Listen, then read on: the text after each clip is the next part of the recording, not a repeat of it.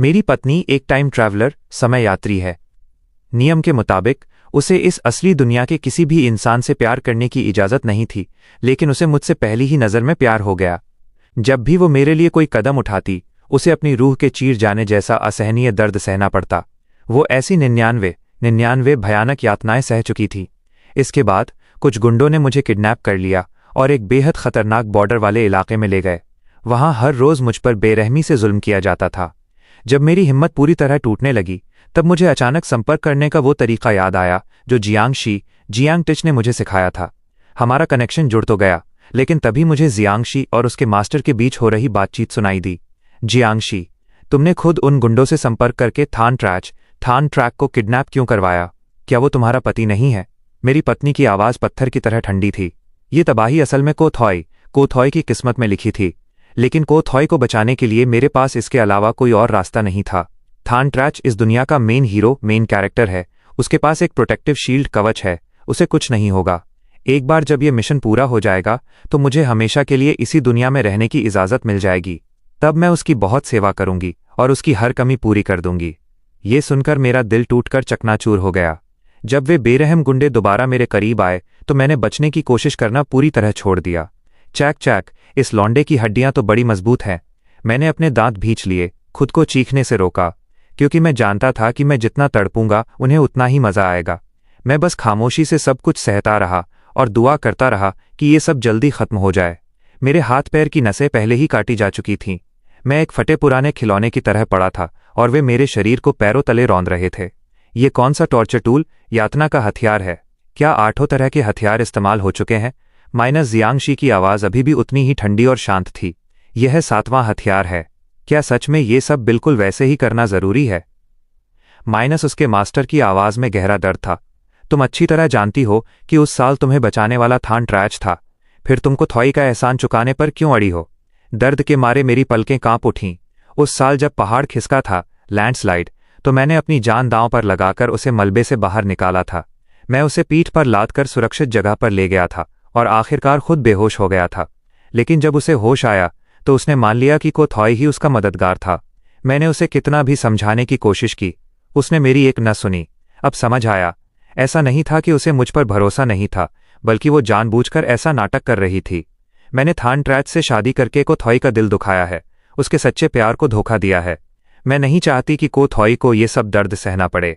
अगर किसी मर्द को इस हाल से गुजरना पड़े तो उसकी पूरी जिंदगी तबाह हो जाती है। माइनस जियांगशी ने एक ठंडी सांस ली। उसकी आवाज़ में मजबूरी और पछतावा था। मैं उस गंदे लकड़ी के तख्ते पर लेटा हुआ था और मुझे अपनी बेबसी पर इतनी हंसी आ रही थी कि आंखों से आंसू निकल आए। वो अच्छी तरह जानती थी कि इस टॉर्चर से एक मर्द की जिंदगी हमेशा के लिए बर्बाद हो जाएगी। फिर भी उसने इतनी बेरहमी से मुझे इस नर्क में धकेल दिया। वो हमेशा कहती थी कि वो मुझसे प्यार करती है, लेकिन अपने हाथों से उसने मुझे जीते जी जहन्नुम में भेज दिया। शायद, क्या इस तरह उसने मुझे धोखा नहीं दिया? तभी मेरे पेट में एक असहनीय और भयानक दर्द उठा। मैंने हांफते हुए अपना मुंह खोला और ना चाहते हुए भी मुंह से खून के घूंट उबल पड़े। सामने खड़े गुंडे ने डरकर चिल्लाया, अरे, इस साले को क्या हुआ? कहीं ये निपटने तो नहीं वाला? उधर मास्टर की आवाज़ भी तनाव से भर गई। जियांगशी, थान ट्रैच अब और नहीं झेल पाएगा। मुझे पूरी बात मत बताओ, मुझे बहुत दर्द होगा। जियांगशी ने तुरंत उनकी बात काटते हुए कहा, जल्दी से सब खत्म करो। ठीक है, तो अगला कदम है थान ट्रैच की मर्दानगी को हमेशा के लिए खत्म करना। क्या? मास्टर ने हैरान होकर चीखते हुए कहा, क्या तुम अब कभी बच्चे नहीं चाहती? तुम्हें तो बच्चे सबसे ज्यादा पसंद थे ना? चाहे थान ट्रैच कभी बाप न बन पाए, मैं फिर भी उससे प्यार करूंगी। भले ही हमें एक अधूरी जिंदगी जीनी पड़े, लेकिन स्क्रिप्ट के मुताबिक ही सब होना चाहिए, वरना ये सारी तबाही और दर्द दोबारा कोथॉय की किस्मत में आ जाएगा। जियांगशी की आवाज़ में रत्ती भर भी हिचकिचाहट नहीं थी। उसकी बातें मेरे कानों में पिघले हुए शीशे की तरह उतरीं और मेरी रूह तक को कंपा गईं। तभी एक गुंडा जंग लगा हुआ एक बड़ा सा संडासा लोहे का कटर लेकर आगे बढ़ा। भले ही मैं अंदर से पूरी तरह मर चुका था, फिर भी खौफ के मारे मेरा शरीर पीछे की तरफ खिसकने लगा। मैं अपनी मर्दानगी नहीं खोना चाहता था। ये मेरे साथ की जाने वाली सबसे बड़ी हैवानियत थी। यही जियांगशी, जो पहले हर रात मुझसे लिपटी रहती थी, वो कहती थी कि वो हमेशा से हमारा एक बच्चा चाहती है। वो हम 3 लोगों के एक प्यारे और खुशहाल परिवार के सपने देखती थी। मैंने भी सोचा था कि इस मिशन के खत्म होने के बाद मैं उसकी सेहत का ख्याल रखूंगा और हमारा एक प्यारा सा बच्चा होगा। लेकिन आज वही औरत अपने हाथों से मेरे बाप बनने का हक छीन रही थी। इससे पहले कि मैं कुछ समझ पाता, 2 गुंडों ने बेरहमी से मेरे पैर जकड़ लिए। एक ऐसा भयानक और चीर देने वाला दर्द मेरे पूरे जिस्म में फैल गया कि मैं बस बेहोश होने ही वाला था। लेकिन उन्होंने मुझे पहले ही होश में रहने का इंजेक्शन दे रखा था, जिसकी वजह से मेरा दिमाग खौफनाक हद तक काम कर रहा था। मैं इस नर्क जैसी यातना के एक एक पल को पूरी तरह महसूस कर पा रहा था। तो मैं अब एक अपाहिज, एक नामर्द बन चुका था। बैकग्राउंड में दर्दनाक म्यूजिक। सच में बहुत बड़ा पाप कर दिया हमने। वो जंग लगी संडासी पकड़ने वाला गुंडा भी मेरी खून से लथपथ हालत देखकर कांप उठा और उसने अपना मुंह फेर लिया। अपनी अधमरी हालत में मुझे जियांगशी की आवाज़ सुनाई दी। उसकी आवाज़ में एक हल्की सी घबराहट थी जिसे छुपाना मुश्किल था। थान ट्रैच, तुम्हें ये सब सहना ही होगा। बस मेरा ये मिशन पूरा होने दो, फिर मैं हमेशा के लिए इसी दुनिया में रुक जाऊंगी। तब मैं तुम्हारी हर कमी पूरी कर दूंगी, सब कुछ ठीक कर दूंगी। तुम क्या खाकर कमी पूरी करोगी? अपने उस 2 कौड़ी के प्यार से? मेरे हलक से एक दिल दहला देने वाली चीख निकली। आंखों के आंसू पूरी तरह सूख चुके थे, अब एक कतरा भी नहीं बचा था। उन कमीने गुंडों ने मुझे एक मरते हुए जानवर की तरह जमीन पर घसीटना शुरू कर दिया। वे वहशियों की तरह हंस रहे थे और उन्होंने मुझे एक बदबूदार गंदे नाले के गड्ढे में फेंक दिया। उन्होंने मुझे उस ठंडे और गंदे पानी में सड़ने के लिए छोड़ दिया। मुझे नहीं पता कि न जाने कितना वक्त गुजर गया। आखिरकार वो दरवाज़ा खुला। सामने से रोशनी की विपरीत दिशा में जियांगशी की परछाई अंदर आती दिखी। उसके चेहरे पर चिंता और दर्द के भाव इतने साफ थे कि लगा जैसे वो अगले ही पल फूट फूट कर रो पड़ेगी। वो भागती हुई आई और उसने मुझे अपनी बाहों में भींच लिया। उसकी कांपती हुई आवाज़ गूंजी, सच्ची, मैं तुम्हें बचाने आ गई हूं। मैंने सुन पड़ चुके चेहरे के साथ अपना सिर उठाया और अपनी सूनी आंखों से उसे देखा। वो चेहरा जिससे मैं कभी बेइंतहा मोहब्बत करता था, आज मुझे बेहद पराया और घिनौना लग रहा था। तुम तो कहती थी कि तुम्हारे पास हमेशा मेरी लाइव लोकेशन रहती है। तुम तो हमेशा मुझे तुरंत बचाने आने वाली थी ना? ये सुनते ही उसका पूरा शरीर जैसे जम गया। उसने तुरंत खुद को संभालते हुए कसूरवारों की तरह सफाई दी। मुझे माफ़ कर दो सच्ची, बॉर्डर पार का माहौल बहुत पेचीदा था। मुझे यहाँ तक पहुँचने में बहुत वक्त लग गया। मुझे माफ़ कर दो। अब सब ठीक है। चाहे जो भी हुआ हो, मैं अब भी तुमसे प्यार करती हूँ, सबसे ज़्यादा प्यार करती हूँ। मैं अंदर ही अंदर बुरी तरह मुस्कुराया, जैसे मैंने दुनिया का सबसे मजाकिया लतीफ़ा सुन लिया हो। उसने मेरे बदले हुए बर्ताव पर ध्यान नहीं दिया, या फिर उसने जानबूझकर उसे नज़रअंदाज करना ही ठीक समझा। उसने अपनी जैकेट उतारी, मेरे जख्मों से लथपथ शरीर को उसमें लपेटा, मुझे अपनी गोद में उठाया और तेजी से बाहर की तरफ भागने लगी। मुझे अस्पताल ले जाया गया। उसकी टीम के बाकी कलीग्स साथी भी ये खबर सुनकर वहां दौड़े चले आए।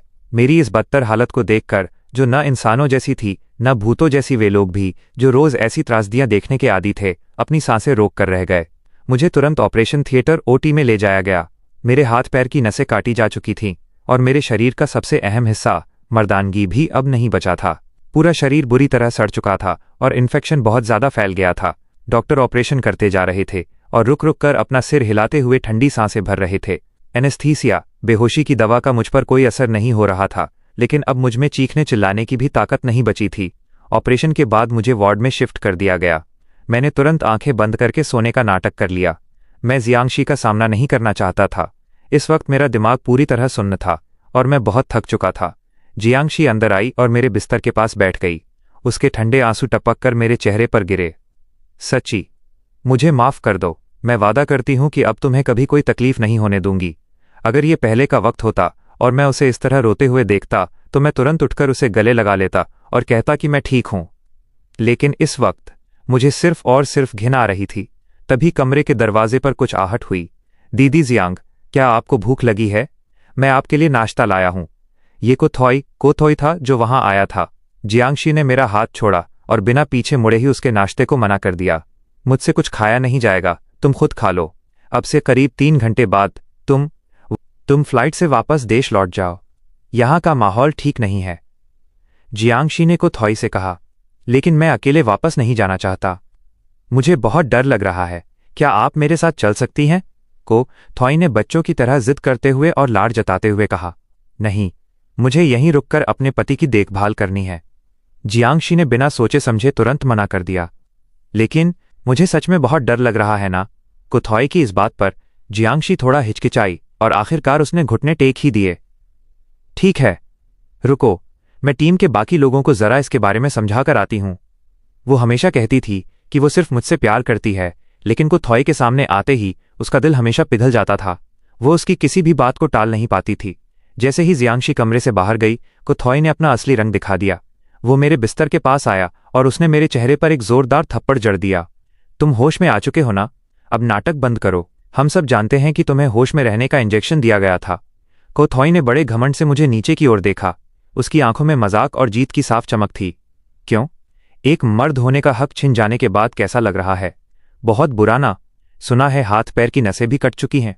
कितने बेचारे हो तुम। मैंने बड़ी मुश्किल से अपनी आंखें खोलीं और ठंडी नफरती नजरों से उसे घूरने लगा।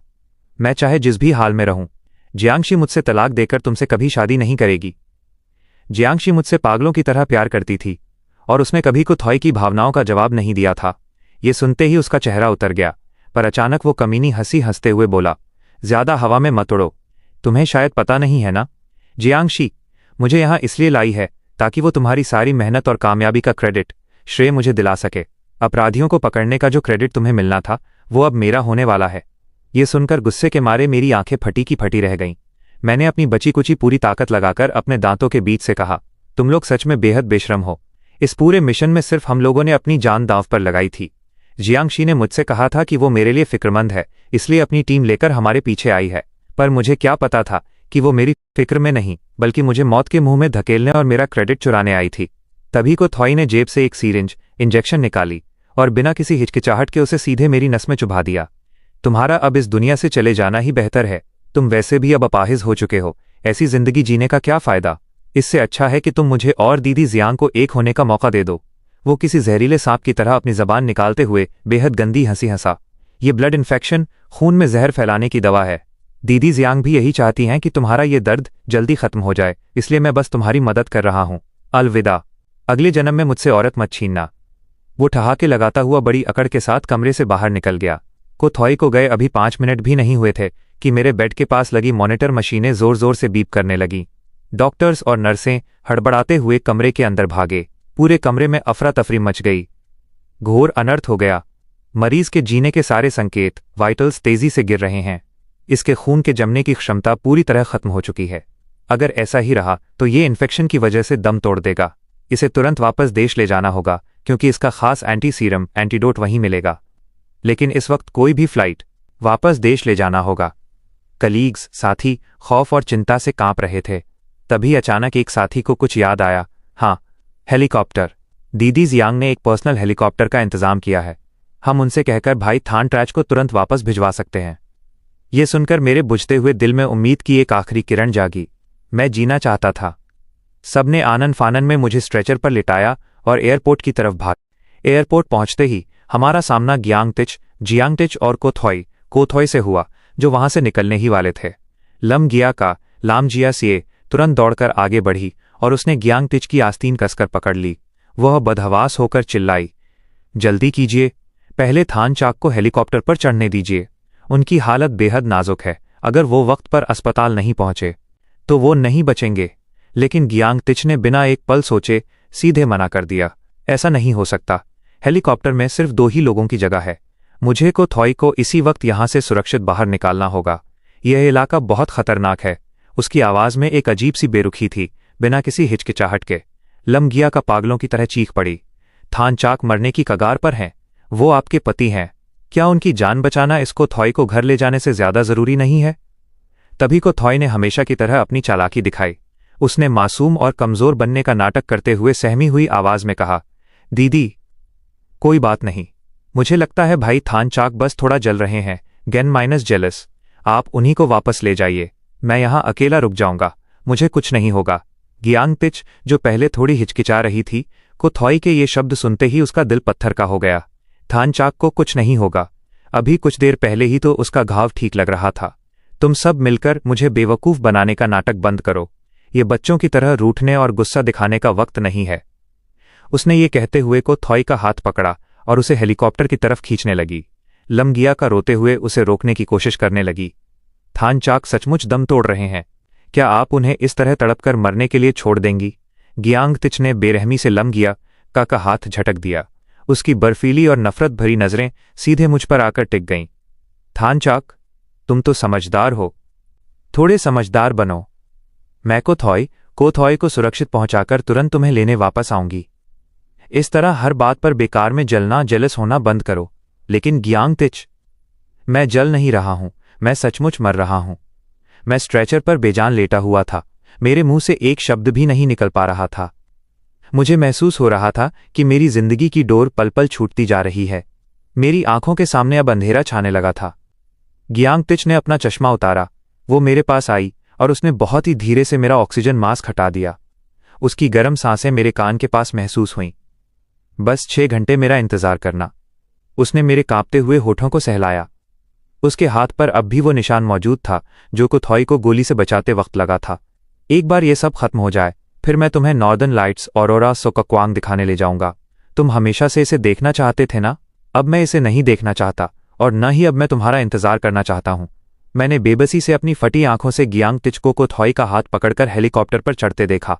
मैंने देखा कि कैसे उसके पंखे तेजी से घूमने लगे, कैसे वो हेलीकॉप्टर आसमान में और ऊंचा उड़ता चला गया और आखिरकार क्षितिज होराइजन में कहीं गायब हो गया। मेरे टूटे हुए दिल में अब सिर्फ वो खौफनाक सन्नाटा और मायूसी बची थी जिसकी मैंने कभी कल्पना भी नहीं की थी। वो इतनी बेरहम कैसे हो सकती है किसी दूसरे मर्द के लिए? उसने मेरी जिंदगी को दांव पर लगा दिया, मुझे मरने के लिए छोड़ दिया। मैंने अपनी आखिरी बची खुची ताकत समेटी, अपनी जेब से अपना फोन और अपनी शादी की अंगूठी वेडिंग रिंग निकाली और लामजिया के हाथ में थमा दी।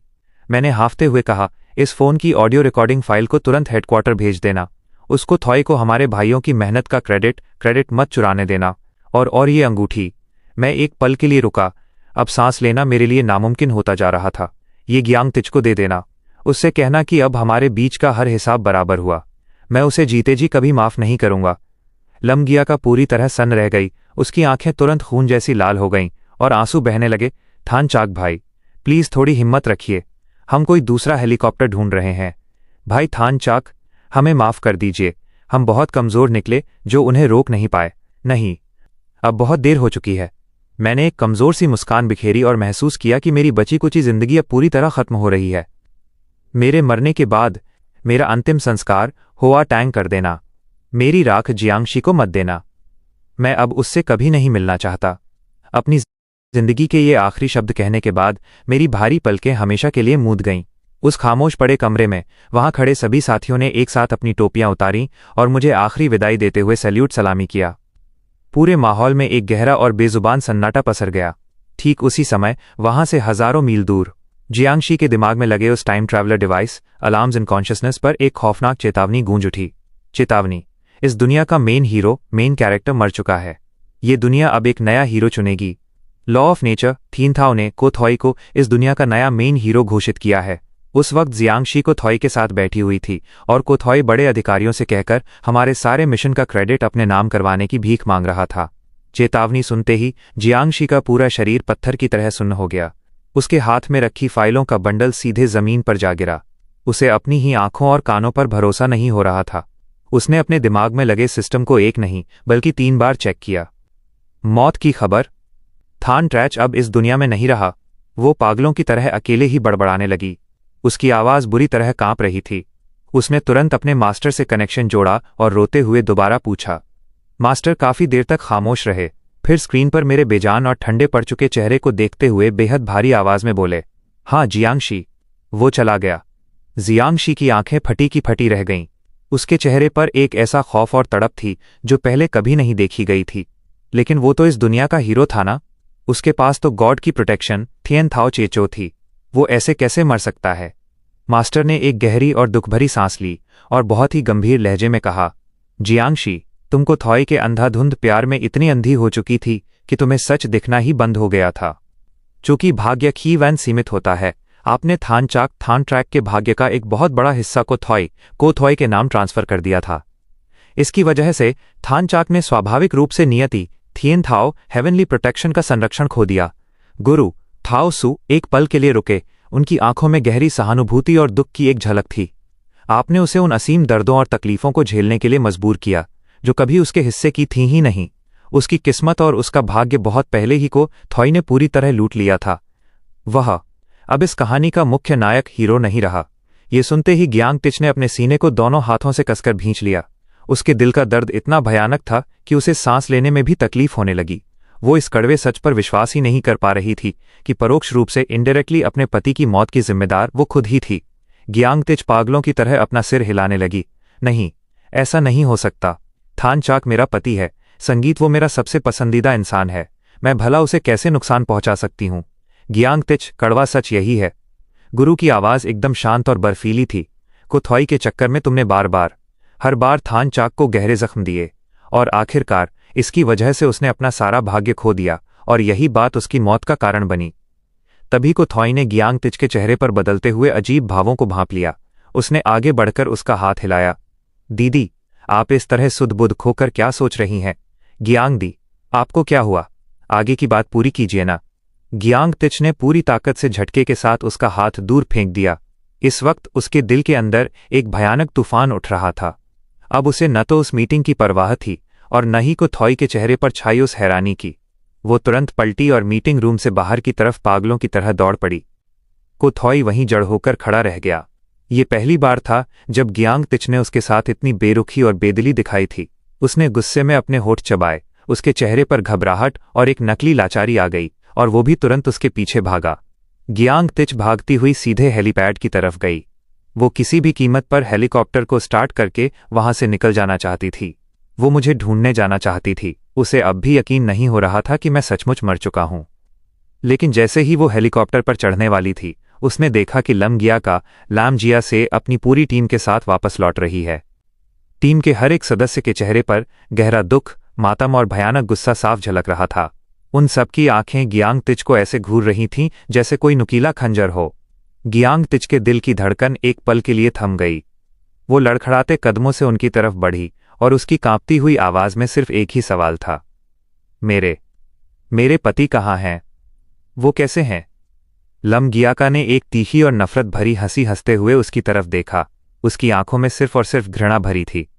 तुम्हारी इतनी हिम्मत कि तुम आज भी ये पूछने के लिए अपना मुंह खोल रही हो? वो मर चुके हैं। हाँ, वो मर चुके हैं। वो ठीक उसी पल दम तोड़ चुके थे जब तुम उस हेलीकॉप्टर पर चढ़कर उन्हें तड़पता हुआ छोड़कर भाग रही थी। थान चाक, वो भला कैसे मर सकते हैं? अभी कुछ देर पहले ही तो उनकी हालत सुधर रही थी ना।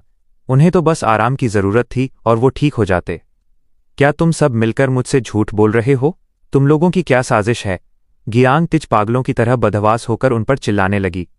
लमगियाका, लामजिया से ने नफरत और घृणा से उसकी तरफ देखा। संगीत, तुमने खुद क्या क्या गुल खिलाए हैं? क्या तुम्हारे ज़मीर को नहीं पता? वो भला क्यों नहीं मरते? उनकी ये हालत सिर्फ और सिर्फ तुम्हारी वजह से हुई है। क्या तुमने खुद उन अपराधियों, क्रिमिनल्स के साथ हाथ मिलाकर जानबूझकर उन्हें किडनैप नहीं करवाया था? आखिरी वक्त तक तुमने उन्हें नहीं बख्शा। ये सुनते ही गियांगतिच खौफ के मारे कांपने लगी और अपना सिर हिलाने लगी। तुम्हें इन सब बातों का कैसे पता चला? किसने बताया तुम्हें? लमगियाका शेरनी की तरह गरज उठी।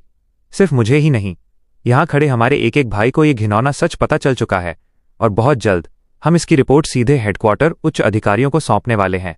भाई थान चाक तुमसे इस कदर मोहब्बत करते थे, और तुमने बदले में क्या किया? तुमने उन्हें उस जीते जी नरक की आग में धकेल दिया और उन गुंडों को खास तौर पर हिदायत दी कि वो तुम्हारी मर्जी के मुताबिक उन्हें तड़पाएं और टॉर्चर करें।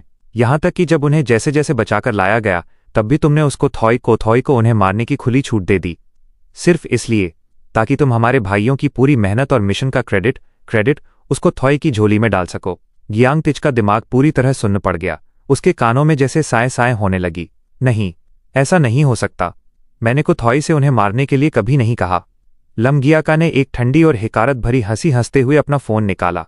उसने कुथॉई और मेरे थान चाक बीच हुई आखिरी बातचीत की वो ऑडियो रिकॉर्डिंग प्ले कर दी, और उसे सबके सामने।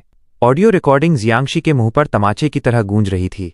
तब जाकर उसे एहसास हुआ कि कोथॉई ने सच में मुझे ब्लड इन्फेक्शन, खून में जहर फैलाने का इंजेक्शन दिया था। उसे अपनी ही आंखों पर भरोसा नहीं हो रहा था। जिस कोथॉई को वो मासूम समझकर हमेशा बचाती आई थी, वो अंदर से इतना जहरीला और बेरहम इंसान निकलेगा, उसने सपने में भी नहीं सोचा था। उसके गले से एक शब्द भी नहीं फूट रहा था। वो सच में बेकसूर थी। उसने कोथॉई को मुझे मारने के लिए नहीं कहा था, लेकिन अब उसकी बात कौन सुनता? तभी लामजिया से ने अपनी जेब से एक अंगूठी निकाली और नफरत से जियांगशी के कदमों में फेंक दी। ये अंगूठी भाई थान ट्रैच ने तुम्हारे लिए भिजवाई है। जियांगशी ने कांपते हाथों से उस अंगूठी को जमीन से उठाया। वो हमारी शादी की अंगूठी, वेडिंग रिंग थी। उसे देखते ही उसकी आंखों में एक अनजाना खौफ तैर गया। वो पागलों की तरह चीख उठी, नहीं, सच्ची, प्लीज ऐसा मत करो। उस अंगूठी की चमक उसकी आंखों में किसी खंजर की तरह चुभ रही थी। उसे याद आया, उस पुराने मिशन के दौरान जब मैंने अपनी जान पर खेलकर उसकी जान बचाई थी और गोली सीधे मेरी पसलियों को चीरती हुई निकल गई थी, तब उसने रोते हुए मुझे प्रपोज किया था। मैंने हाँ कह दी थी और उसी गोली को पिघलाकर हमने अपनी शादी की अंगूठी बनाई थी। शादी के दिन मैंने उसकी आंखों में आंखें डालकर कहा था, जियांगशी, अगर जिंदगी में कभी ऐसा दिन आया जब मुझे तुम्हारी जरूरत नहीं रहेगी तो मैं इस अंगूठी को अपने हाथ से उतार दूंगा। और आज मैंने सच में वो अंगूठी उतार कर उसे लौटा दी थी। लाम गिया का बेरहमी से हंसा। हाँ जियांगशी, भाई थान ट्रैच ने अपनी इन आंखों से तुम्हें उसको थॉई का हाथ पकड़कर हेलीकॉप्टर में बैठते देखा था। अपनी ही पत्नी को खुद को तड़पता छोड़ किसी और के साथ भागते देखा था। इसके बाद भी तुम्हें क्या लगता है वो तुमसे कोई रिश्ता रखना चाहते? तभी जियांगशी के दिमाग में उसके मास्टर की वो भारी आवाज दोबारा गूंजी। जियांगशी, अभी कुछ देर पहले जब मैंने सिस्टम चेक किया तो पता चला कि थान ट्रैच का डिवाइस सच में तुम्हारे डिवाइस से कनेक्ट हुआ था। वो शायद तुमसे मदद की भीख मांगने के लिए संपर्क कर रहा था, लेकिन बदकिस्मती से उसने तुम्हारी और मेरी वो सारी बातचीत सुन ली और उसके बाद उसने जीने की उम्मीद ही छोड़ दी। जियांगशी को लगता था कि जब तक वो खुद मुंह नहीं खोलेगी मुझे कभी इस कड़वे सच का पता नहीं चलेगा, लेकिन वो भूल गई थी कि मुझे सब कुछ सुनाई दे चुका था। उसके मुंह से निकले एक एक जहरीले शब्द मेरे कानों में पड़ चुके थे। वो ये भी भूल चुकी थी कि खुद उसने ही बड़े प्यार से मुझे अपने इस डिवाइस से कनेक्ट करना सिखाया था। उस वक्त उसने मेरे गले लगकर कसम खाई थी, तारांकन सच्ची, तुम जब भी मुझे याद करोगे मैं दुनिया के किसी भी कोने में रहूं सबसे तेज रफ्तार से तुम्हारे पास पहुंचूंगी, तुम्हें कभी कोई तकलीफ नहीं होने दूंगी। लेकिन आज वो कभी मुझे एक खरोंच तक नहीं आने देगी। लेकिन अफसोस, उसने अपना एक भी वादा पूरा नहीं किया। उसने न सिर्फ मुझे इस हाल में छोड़ दिया बल्कि मुझे एक गहरे जख्म देने वाली वो खुद थी। जैसे ही जियांगशी को यह सब याद आया उसके दिमाग में एक असहनीय और भयानक दर्द उठा। दर्द इतना तेज था कि वो सीधे खड़ी भी नहीं हो पा रही थी। उसे याद आया कि जब उन्हें एक दूसरे से प्यार हुआ था तब उसने कहा था कि वो किसी दूसरी दुनिया से है और उसे यहाँ के किसी इंसान से दिल लगाने की इजाज़त नहीं है। जब भी उसका दिल मेरे लिए धड़कता उसे सज़ा के तौर पर 10-10 मिनट तक सुइयां चुभने जैसा भयानक दर्द सहना पड़ता था। लेकिन अब जब वो ठंडे दिमाग से सोचने लगी तो उसे एहसास हुआ कि जब से वो थॉई से मिली थी उसे लंबे समय से वो दर्द होना बंद हो गया था, यानी वो बहुत पहले ही मुझसे प्यार करना छोड़ चुकी थी। जियांगशी, तुम सच में इंसान के रूप में जानवर हो। लाम जिया सी अब अपने गुस्से पर काबू नहीं रख पाया और उसने सीधे उसके मुंह पर चिल्लाया, भाई थान ट्रैच ने तुम्हारे लिए क्या कुछ नहीं किया? तुम्हारे लिए उन्होंने अपनी जान तक की परवाह नहीं की और तुमने उनके साथ ऐसा बर्ताव किया। तुमने उन्हें जीते जी नर्क में धकेल दिया और जब उन्हें तुम्हारी सबसे ज्यादा जरूरत थी तो तुम एक दूसरे मर्द के चक्कर में उन्हें तड़प तड़प कर मरता हुआ देखती रहीं। जियांगशी बिल्कुल बेजान होकर जमीन पर बैठ गई। वो फूट फूट कर रोते हुए लाम गियाका से भीख मांगने लगी। थान ट्रैच का पार्थिव शरीर ठीक है, कहाँ है? मैं उन्हें अपने साथ ले जाना चाहती हूँ। लाम गियाका ने उसकी तरफ ठंडी नजरों से देखा। उसकी आंखों में रत्ती भर भी रहम नहीं था। अब कोई शरीर नहीं बचा। उनका बहुत पहले ही अंतिम संस्कार किया जा चुका है और उनकी राख अस्थियां भी तुम्हें कभी नहीं मिलेंगी। भाई थान ट्रैच ने मुझसे कहा था कि मैं तुम्हें बता दूं, वो तुम्हें मरने के बाद भी कभी माफ नहीं करेंगे। ये कहने के बाद लाम गियाका अपनी टीम को लेकर आगे बढ़ गया और बिना पीछे मुड़े वहां से चला गया। अब जियांगशी के दिमाग में ऐसा दर्द हो रहा था जैसे हजारों सुइयां एक साथ चुभाई जा रही हों। उसकी आंखों के सामने अंधेरा छाने लगा और बदन से ठंडे पसीने छूटने लगे। ये दर्द उस सजा से कई गुना ज्यादा भयानक था जो उसे पहले मिलती थी। जब उसकी हड्डियों को चीर देने वाला ये दर्द थोड़ा कम हुआ तो जियांगशी ने धीरे से अपना सिर उठाया। उसकी आंखों में अब एक पागलपन था। उसने तुरंत अपने मास्टर से संपर्क किया और अपनी फटी हुई आवाज में पूछा, अगर मैं थॉई को वापस उसकी पुरानी जिंदगी में धकेल दूं तो क्या थान ट्रैच वापस लौट आएगा? क्या वो जिंदा हो जाएगा? मास्टर की आवाज में बेबसी और चिंता थी। जियांगशी, तुम होश में आओ। थॉई अब इस दुनिया का नया मेन हीरो बन चुका है और लॉ ऑफ नेचर थीन थाओ का रास्ता बदल चुका है। अब चाहे तुमको थॉई को उसकी पुरानी जिंदगी में वापस ही क्यों न भेज दो, थान ट्रैच कभी जिंदा नहीं लौट सकता। जियांगशी एक दर्दनाक और खौफनाक हंसी हंसी। वो वापस नहीं आएगा। मैं उसे इस तरह गुमनामी की मौत नहीं मरने दूंगी। जिन जिन लोगों ने उसे मौत के मुंह में धकेला है उन सबको मैं उसके साथ ही जिंदा दफन कर दूंगी। अपने अंदर उठ रहे भयानक दर्द को दबाते हुए उसने अपनी टाइम ट्रैवल टेलीपोर्टेशन स्किल दिच चुएन एक जगह से दूसरी जगह गायब होने की शक्ति को एक्टिवेट किया। वह पलक झपकते ही वहां से गायब हो गई। अगले ही पल वो सीधे थॉई के पास प्रकट हुई। थॉई ने जब जियांगशी को अचानक अपने सामने देखा तो वो हमेशा की तरह प्यार जताते हुए भागा और उसका हाथ पकड़ लिया। दीदी जियांग, आप अभी कहाँ चली गई थी? मैं आपके पीछे भागा पर आपको पकड़ ही नहीं पाया। जियांगशी ने उसकी तरफ देखा तक नहीं। उसने एक जोरदार थप्पड़ मारकर उसे जमीन पर गिरा दिया, फिर उसके बाल पकड़कर उसका चेहरा ऊपर की तरफ खींचा तुमने थान ट्रैच को ब्लड इन्फेक्शन का इंजेक्शन दिया था ना? कोथॉई दर्द के मारे चीख उठा। उसने खौफनाक नजरों से जियांगशी को देखा और बदहवासी में अपना सिर हिलाने लगा। नहीं, मैंने ऐसा नहीं किया। मैंने कुछ नहीं किया दीदी जियांग। आप ये क्या कह रही हैं? मैं भाई थान ट्रैच को भला क्यों मारूंगा? तुम्हारी इतनी हिम्मत कि तुम अभी भी झूठ बोल रहे हो। जियांगशी ने उसका गला दबोच लिया और उसके हाथों की ताकत बढ़ती ही चली गई। क्या तुम्हारी जान प्यारी नहीं है? सच सच बताओ, तुमने ऐसा क्यों किया? खुक खुक, दीदी जियांग, मैंने जो भी किया हमारे भले के लिए किया। कोथॉई बड़ी मुश्किल से सांस लेते हुए टूटती आवाज में बोला, वो कमीना थान ट्रैच हमारे रास्ते का कांटा था। अगर वो जिंदा रहता तो हम कभी एक नहीं हो पाते। मैं जानता हूं कि आप मुझसे प्यार करती हैं, बस आप अपनी शादीशुदा पहचान की वजह से बंधी हुई थीं। ये सुनते ही जियांगशी की आंखों में घिन की एक ज्वाला भड़क उठी। उसने अपनी पकड़ और मजबूत कर दी। बकवास बंद करो, मैं तुमसे रत्ती भर भी प्यार नहीं करती।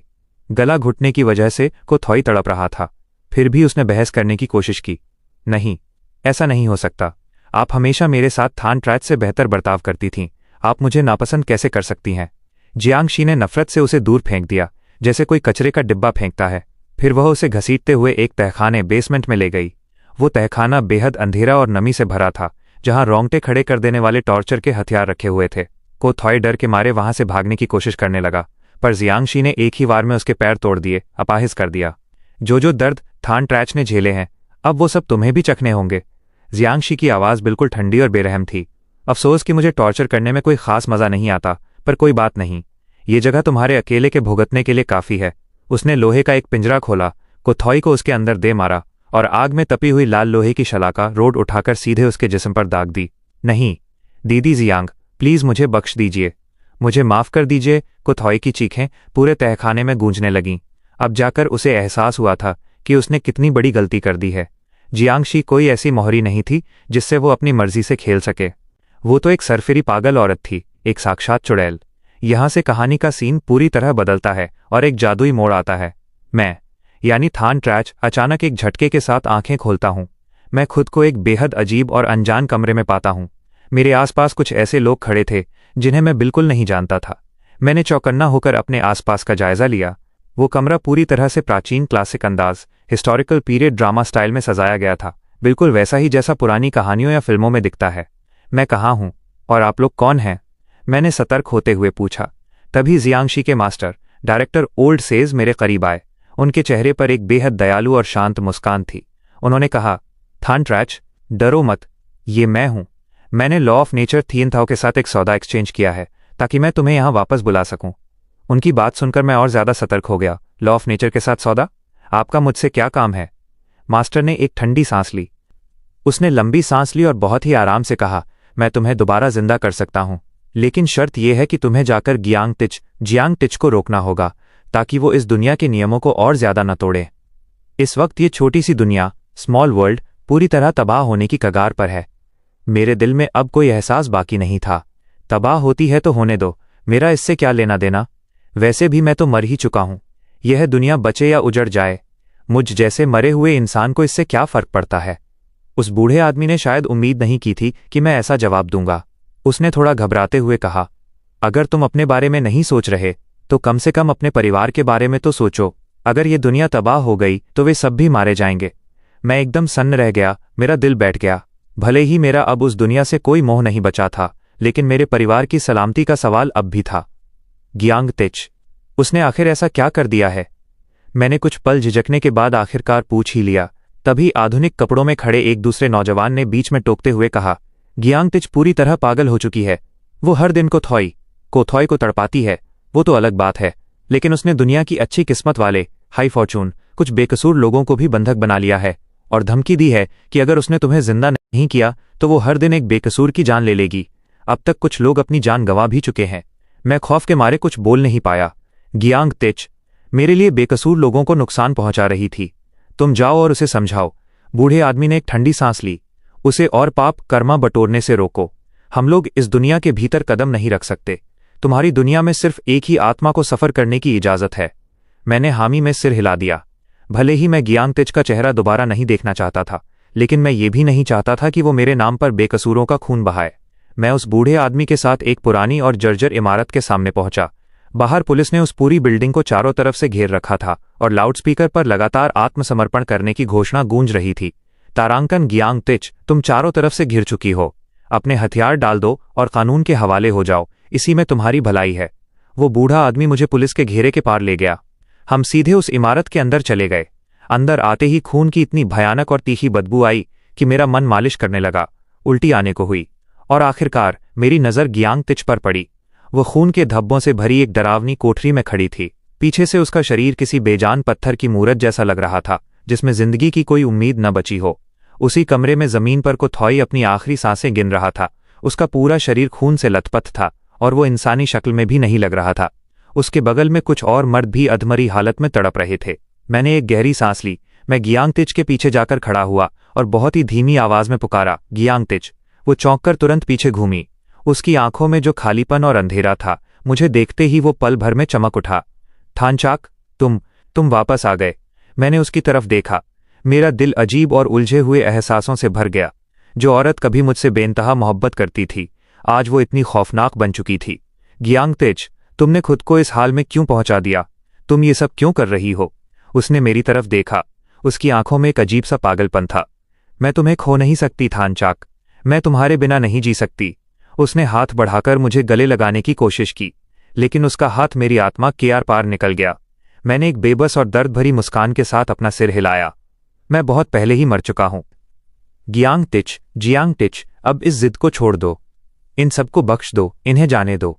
उसकी आंखों में गहरी मायूसी और पागलपन भरा था। थानचाक, क्या तुम मुझसे नफरत करते हो? क्या तुम इसलिए नाराज हो क्योंकि उस वक्त मैंने तुम्हें नहीं बचाया? अगर ऐसा है तो मैं इसी वक्त इस कोथोई को जान से मार सकती हूं। मैं तुम्हारा बदला लूंगी। उसने अचानक अपना सिर घुमाया और उसकी खूंखार नजरें सीधे जमीन पर तड़पते हुए कोथोई पर जाकर टिक गईं। मैंने अपना हाथ उठाकर उसे रोका। अब और खून खराबा मत करो। जिस गियांग तिच को मैं जानता था, वो ऐसी बिल्कुल नहीं थी। ये सुनते ही वो टूटकर बिखर गई। किसी लाचार बच्चे की तरह रोते हुए और सुबकते हुए उसने पूछा, तो फिर मैं क्या करूं? थानचाक, तुम्हारे बिना मैं एक दिन भी जिंदा नहीं रह पाऊंगी। उसे इस हाल में देखकर शायद मुझे तड़प जाना चाहिए था, मेरा दिल टूट जाना चाहिए था। लेकिन मुझे एहसास हुआ कि मेरे अंदर से उसके लिए मोहब्बत पूरी तरह खत्म हो चुकी है। अब मुझे उसके लिए दर्द तक महसूस नहीं हो रहा था। गियांग तिच, होश में आओ। तुम अब इन्हें तड़पा तड़पा कर मार भी डालोगी, तब भी मैं दोबारा जिंदा नहीं होने वाला। और मेरे नाम पर यह सब करने का ढोंग बंद करो। अगर तुम्हें सच में मुझसे मोहब्बत होती तो तुमने शुरुआत में मुझे इस कदर जख्म न दिए होते। मैंने बेहद ठंडी नजरों से गियांग तिच की तरफ देखा। जो मोहब्बत कभी हमारे बीच हुआ करती थी, आज वो सिर्फ एक बंजर जमीन बनकर रह गई थी। गियांग तिच लड़खड़ाते कदमों से खड़ी हुई। उसकी आंखों में घबराहट साफ दिख रही थी। वो अपनी बेगुनाही साबित करने की पूरी कोशिश कर रही थी। नहीं, ऐसा नहीं है। मैं कभी तुम्हें नुकसान नहीं पहुंचाना चाहती थी। मैं तुमसे प्यार करती हूं, थानचाक। उसके मुंह से ये शब्द निकले ही थे कि अचानक उसका पूरा शरीर बुरी तरह कांपने लगा। वो बेइंतहा दर्द से कराहते हुए जमीन पर घुटनों के बल गिर पड़ी और अपने दोनों हाथों से सिर को कसकर पकड़ लिया, जैसे वो किसी भयानक और असहनीय टॉर्चर से गुजर रही हो। मैं समझ गया था कि ये इस दुनिया के नियमों को तोड़ने की सजा, सिस्टम पेनल्टी थी। मैं जानता था कि वो जो कह रही है शायद सच है, बस उसका प्यार बहुत ज्यादा स्वार्थी और बेहद क्रूर था। उसने अपना सिर ऊपर उठाया। उसकी आंखों में मेरे लिए एक तड़प और गिड़गिड़ाहट थी। थानचाक, देखो मुझे कितना दर्द हो रहा है। मैं सचमुच तुमसे बहुत प्यार करती हूँ। मैं तुम्हारे साथ रहना चाहती हूँ। वो एक जख्मी जानवर की तरह घिसटती हुई मेरी तरफ बढ़ी, जैसे डूबते को तिनके का सहारा चाहिए होता है। वो मेरे पैर पकड़ना चाहती थी, लेकिन मैंने बेहद बेरुखी से कदम पीछे हटा लिए। मैंने अपना सिर हिलाया और कहा, लेकिन जियांगशी, मैं अब तुम्हारे साथ नहीं रहना चाहता। इस जन्म में तो मैं तुम्हें कभी माफ नहीं कर पाऊंगी। ये सुनते ही जियांगशी गहरे सदमे में वहीं जम गई। उसकी आंखों में इस सच पर यकीन करना नामुमकिन लग रहा था। ऐसा क्यों सच्ची? बैकग्राउंड में बेहद दर्दनाक म्यूजिक। तुम तो पहले ऐसे नहीं थे। तुम्हारा दिल तो मेरे लिए सबसे पहले पिघलता था ना? तुम मुझे एक आखिरी मौका क्यों नहीं दे रहे? मुझसे सिर्फ एक ही बार तो गलती हुई है। मैंने उसकी तरफ देखा। मेरा दिल किसी बंजर रेगिस्तान की तरह ठंडा हो चुका था। जियांगशी को थॉय की मुसीबत को टालने के और भी कई तरीके थे। मिसाल के तौर पर, तुम उस घटना को होने से रोक सकती थीं या फिर उसे उस मिशन से दूर रख सकती थीं। तुम्हारे पास इतने सारे रास्ते थे, लेकिन तुमने जानबूझकर वो रास्ता चुना जहां को थॉय का सारा दर्द मुझे सहना पड़े। जियांगशी, क्या तुम सच में मुझसे प्यार करती थी? वो इतनी समझदार और चालाक थी। अगर वो चाहती तो बिना किसी को नुकसान पहुंचाए सब कुछ बदल सकती थी। लेकिन फिर भी उसने इतना खौफनाक रास्ता चुना और मुझे उस जहन्नुम में धकेल दिया। उसने एक बार भी नहीं सोचा कि मेरा ये इंसानी शरीर इतना टॉर्चर झेल पाएगा या नहीं। वो बहुत पहले ही बदल चुकी थी, बस इस बात को कबूल करने की हिम्मत उसमें नहीं थी। हाँ, मैं बहुत कमज़ोर दिल का इंसान था, लेकिन मैं सिर्फ उस जियांगशी के लिए पिघलता था जो मुझसे सच्चा प्यार करती थी। उस जियांगशी के लिए नहीं जिसने जानबूझकर मेरी जिंदगी तबाह कर दी। मैं कुछ पल के लिए रुका और सीधे उसकी रोती हुई आंखों में आंखें डालकर बोला, जियांगशी, मैं अब तुमसे रत्ती भर भी प्यार नहीं करता। हमारा वो पुराना प्यार अब सिर्फ एक अंतहीन दर्द और कभी न मिटने वाली नफरत बन चुका है। मुझे माफ कर दो सच्ची, मुझसे बहुत बड़ी भूल हो गई। वो पूरी तरह टूटकर जमीन पर बैठ गई, अपने दोनों हाथों से सिर पकड़कर फूट फूट कर रोने लगी। मैंने एक गहरी सांस ली। मैं उसके पास गया, उसके सामने घुटनों के बल बैठा और बहुत ही शांत आवाज में कहा, जियांगशी, अगर तुम्हें सच में अपनी गलती का एहसास हो गया है तो बाहर जाओ और पुलिस के सामने सरेंडर, आत्मसमर्पण कर दो। मुझे शांति से इस दुनिया से विदा होने दो। तुम अब यहाँ जो कुछ भी करोगी मेरे लिए उसका कोई मोल नहीं है। उसने अपनी सूनी और रोती हुई आंखों से मुझे देखा। उसकी नज़रों में मेरे लिए एक आखिरी तड़प और पछतावा था। ठीक है सच्ची, तुम जो कहोगे मैं वही करूंगी।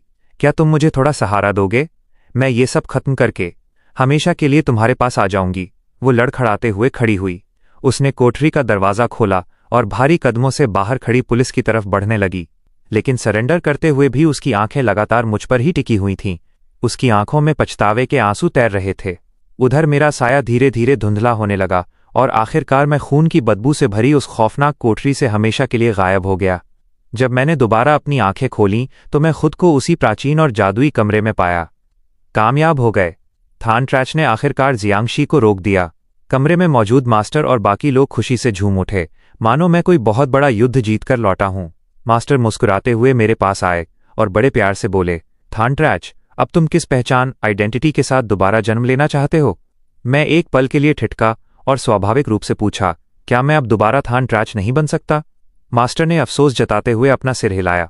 नहीं, थान ट्रैच इस दुनिया में मर चुका है और ये कुदरत का अटूट नियम है। तुम एक नई पहचान के साथ अपनी जिंदगी आगे बढ़ा सकते हो। तुम्हें शुरू से, बचपन से जीने की जरूरत नहीं पड़ेगी। मैं खामोश हो गया। दिल में एक अनजाना सूनापन था।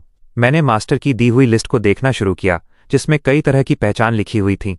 किसी अमीर खानदान का वारिस, कोई बड़ा सेलिब्रिटी या फिर कॉरपोरेट का कोई बड़ा अफसर।